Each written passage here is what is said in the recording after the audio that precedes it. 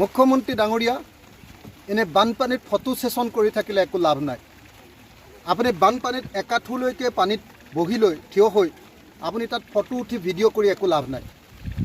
আপুনি প্ৰথম কামটো কৰিব লাগে যে এনেকৈ ক্ষতিগ্ৰস্ত পৰিয়াল কিমান আছে তাৰ তালিকা বিচাৰিব লাগে।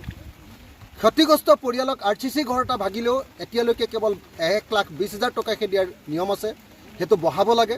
তাৰ কাৰণে কেন্দ্ৰীয় চৰকাৰৰ লগত কথা পাতিব লাগে।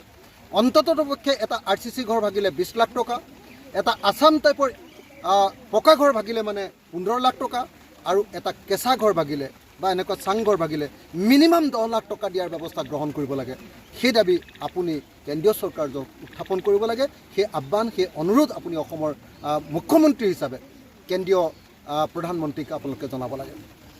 তাৰ বিপৰীতে আমি দেখিছোঁ যে আপুনি এনে নাটক কৰি ঘূৰি ফুৰিছে। আপুনি বানপানী চোৱাৰ নাটক কৰি আছে।